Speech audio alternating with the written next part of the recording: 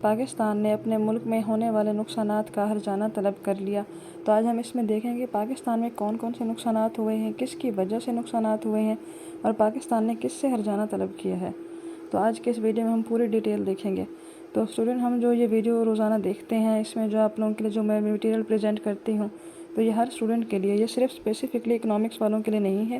یہ ہر اس اسٹوڈنٹ کے لیے ہے جو کسی بھی جاب کی ٹیسٹ کی تیاری کر رہا ہو یا پھر اس کے ذہن میں یہ ہو کہ اس نے آگے کریئر میں کوئی نہ کوئی جاب حاصل کرنی ہے۔ تو آپ سب کے لیے یہ ویڈیو بہت بینیفیشل ہوتی ہے، اور ایون کہ جو CSS PMS کر رہے ہیں تو اس میں یہ ایک اسپیشل ٹاپک ہے، کلائمیٹ چینج۔ تو یہ کرنٹ افیئرس میں بھی آتا ہے، یہ سائنس کے ٹاپک میں بھی آتا ہے، اور یہ کسی بھی ٹاپک میں یہ آ سکتا ہے، اور اس کے اکنامک ایفیکٹ بھی آ سکتے ہیں اکنامکس میں۔ تو آپ ایون کسی بھی فیلڈ سے ریلیونٹ ہیں تو یہ ٹاپک آپ کے لیے امپورٹنٹ ہے، اور اس میں آپ کو کوئی نہ کوئی اس طرح کا نالج مل جائے گا جو آپ کے لیے بینیفیشل ہوگا۔ تو اس ویڈیو کو آپ نے کمپلیٹ دیکھنا ہے تاکہ آپ کو اس میں پتہ چل سکے، اور آپ کو یقیناً آپ کو وہ بہت ساری باتیں پتہ چلیں گی جو آپ کو پہلے نہیں پتہ ہوں گی۔ تو انشاءاللہ اس ویڈیو کو شارٹ اور سمپل رکھنے کی کوشش کروں گی تاکہ آپ لوگوں کا ٹائم بھی زیادہ نہ ضائع ہو اور آپ لوگوں کو نالج بھی مل جائے۔ تو آج کے ہمارے لیکچر آبجیکٹیو ہیں۔ لیکچر آبجیکٹیو ہم ہر لیکچر میں ڈسکس کرتے ہیں۔ لیکچر آبجیکٹیو یہ ہوتے ہیں کہ آج کا جو ہم لیکچر پڑھنے لگے ہیں تو اس لیکچر میں ہم نے کیا کیا پڑھنا ہے، ایک پلاننگ کرنی ہوتی ہے۔ آپ جب بھی کوئی لیسن پڑھا رہے ہیں، کوئی لیکچر پڑھا رہے ہیں، آپ جب بھی کوئی کام کرنے لگے ہیں تو آپ کو سب سے پہلے پلاننگ ضرور کرنی چاہیے کہ اس کے آؤٹ کمز کیا ہوں گے، آپ نے کیا کیا اس میں سے رزلٹ نکالنے ہیں، آپ کو کیا نتیجہ ملے گا۔ تو آج ہم نے دیکھنا ہے، سب سے پہلے ہم پڑھیں گے یونائٹڈ نیشن کے بارے میں، یونائٹڈ نیشن ہے کیا۔ تو اس کے بعد ہم دیکھیں گے what damages Pakistan has bear due to climate effect, climate کے چینج ہونے سے پاکستان پر کیا اثرات ہوئے ہیں، اور پاکستان پر اثرات کس طرح کے ہوئے ہیں، کیا وہ بہت زیادہ نقصان دہ اثرات ہیں یا پھر کم درجے کے نقصانات ہیں۔ What is demand of Pakistan to United Nation and developed countries, Pakistan نے یونائٹڈ نیشن آرگنائزیشن سے کیا ڈیمانڈ کی ہے، اور پاکستان نے ڈیمانڈ کیوں کی ہے یونائٹڈ نیشن آرگنائزیشن سے اور ڈیولپڈ کنٹریز سے، کیوں انہوں نے کمپنسیشن مانگا ہے۔ ہو از ولنریبل ان پاکستان، پاکستان میں اس کلائمیٹ کا سب سے زیادہ اثر کس پر ہوا ہے۔ تو آج یہ بھی ہم دیکھیں گے۔ آپ لوگ بھی ذہن میں سوچ کے بیٹھیے کہ پاکستان میں جو سب سے زیادہ ولنریبل جو ہم کہہ سکتے ہیں فیکٹر ہے، ولنریبل کون ہے پاکستان میں، کس پر سب سے زیادہ ایفیکٹ ہوتا ہے ہر چیز کا۔ تو اب اس کے بعد ہم دیکھیں گے ریکمنڈیشن۔ جب بھی ہم کوئی ایشو کے بارے میں پڑھیں گے، پرابلم کے بارے میں پڑھیں گے، تو ضروری ہے کہ ہم اس کے ریکمنڈیشن کے بارے میں بھی پڑھیں کہ اس کے سولوشنز کیا ہوں گے، ہمیں کیا اس پر سٹیپ لینے چاہیے۔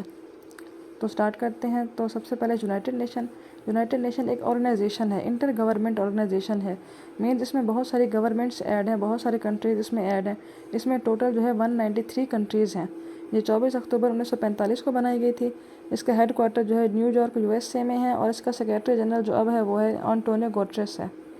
تو یہ ایک انٹر گورنمنٹل آرگنائزیشن ہے۔ تو یہ آرگنائزیشن بنائی گئی تھی تاکہ جو کہ ممبر کنٹریز ہیں ان کے درمیان ایک پیس بنا رہے، سیکیورٹی بنی رہے، آپس میں ان کے فرینڈلی ریلیشن ہو اور انٹرنیشنل کوآپریشن ہو،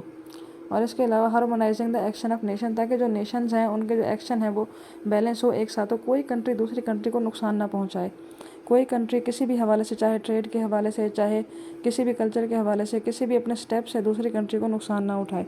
اب جیسے ہم دیکھ رہے ہیں کہ یوکرین اور رشیا کی وار ہو رہی ہے، یا پھر کینیڈا اور انڈیا کے درمیان جھگڑا چل رہا ہے کہ انہوں نے سٹیزن کو قتل کر دیا ہے، یا انڈیا چائنا کا مسئلہ رہتا ہے، یا پاکستان انڈیا کا مسئلہ رہتا ہے کشمیر کے حوالے سے۔ تو یہ سب مسائل کس میں لے کر جاتے ہیں، یہ لوگ یونائٹڈ آرگنائزیشن کے پاس لے کر جاتے ہیں، یہ عالمی برادری میں لے کر جاتے ہیں۔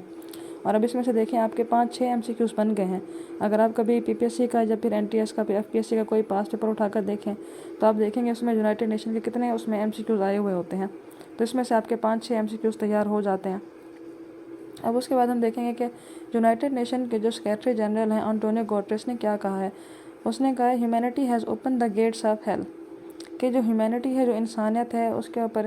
کہ وہ اس وقت سمجھ لیں کہ ایک جہنم کے دور سے گزر رہی ہے۔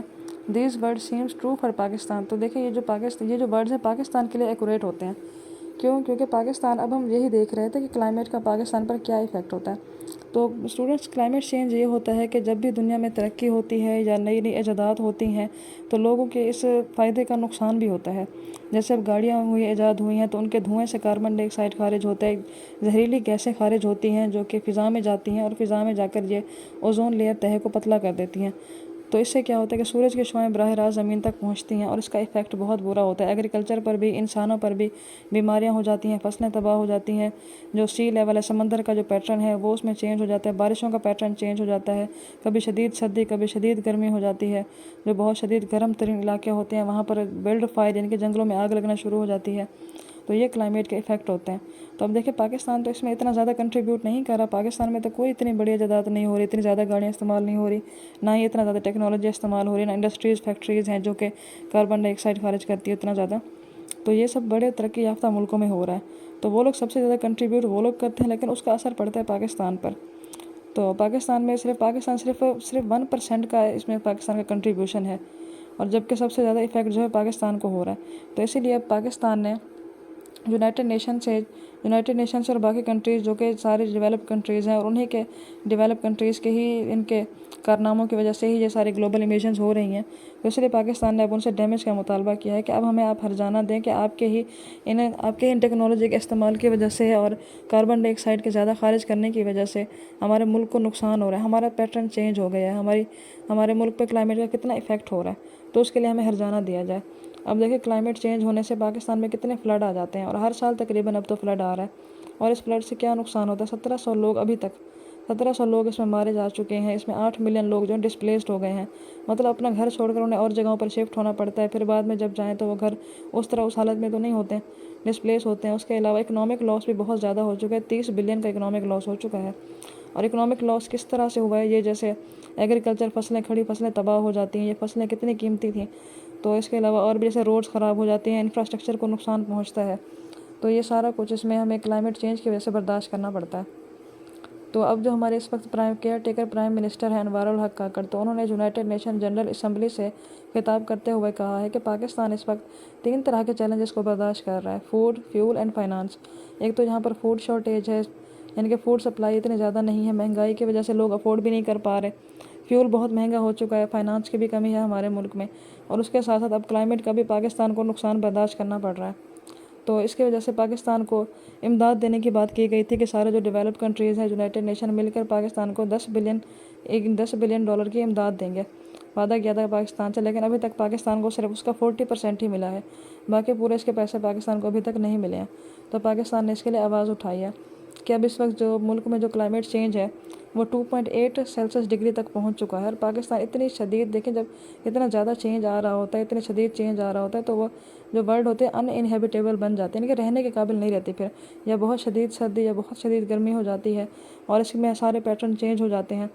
تو اس میں سب سے زیادہ ایفیکٹ جو ہوتا ہے، جو سب سے زیادہ ولنریبل ہے، وہ ہیں ویمنس، عورتوں پر سب سے زیادہ اثر پڑتا ہے اس کا، کیونکہ جو ہماری خواتین حضرات ہوتے ہیں وہ پرائمری کیئر گیور، جو زیادہ تر وہ گھروں کو سنبھالتی ہیں، بہت کم ایسی ویمنز ہیں جو کہ جابس کرتی ہیں، زیادہ تر وہی ہوتے ہیں جو ہمارے جو ایگریکلچر لینڈ سے جو وابستہ لوگ ہیں، خواتین ہیں، سب سے زیادہ کام وہی کرتے ہیں، اور وہ رین میں، مطلب وہ تپتی دھوپ میں، تپتے دوپہروں میں وہ کام کر رہی ہوتی ہیں، تو انہیں گھر کے ساتھ ساتھ انہیں فصلوں کو بھی سنبھالنا پڑتا ہے، اور ان کے لیے کوئی ایسی ہیلتھ فیسلٹیز نہیں ہوتی، کوئی ان کو اتنے زیادہ پیمنٹ بھی نہیں دی جاتی، تو ویتن پیٹرن کا سب سے زیادہ افیکٹ ان پر ہوتا ہے، ویمنس پر۔ اب ہم اس میں دیکھتے ہیں کہ اینڈ میں ہمیں یہ دیکھتے ہیں کہ ان کا سلوشن کیا ہے۔ ایک تو اس کا سلوشن یہی ہے کہ آپ انرجی کے سورسز کو تبدیل کریں، جن سورسز کی وجہ سے کاربن ڈائی آکسائڈ زیادہ خارج ہو رہی ہے ان سورسز کو ہی چینج کر دیں، رینیویبل کی جگہ نان رینیویبل انرجی سورسز کو استعمال کریں۔ اور یہ ہے کہ صرف کہنے سے کچھ نہیں ہوگا، جیسے سارے بڑے کنٹریز ہیں، یونائٹڈ نیشن ہر سال یہ خطاب کرتے ہیں، ہر سال یہ اپنے اس میں خطاب میں کہتے ہیں کہ ہم نقصان کی بھرپائی کریں گے، ہم اس طرح کریں گے، وہ کریں گے، لیکن ابھی تک انہوں نے کچھ نہیں کیا ہے، تو صرف کہنے سے کچھ نہیں ہوگا۔ اس کا مطلب کلائمیٹ چینج میں صرف اس کا مطلب یہ نہیں کہ ہمیں جو پہاڑ ہیں، جو ہمارے گلیشیئر ہیں، ان کو پگھلنے سے بچانا ہے، یا سمندر کا سی لیول کو ہمیں برابر کرنا ہے، اس کا مطلب یہ ہے کہ ہمیں اپنے ہیومن لائفز کو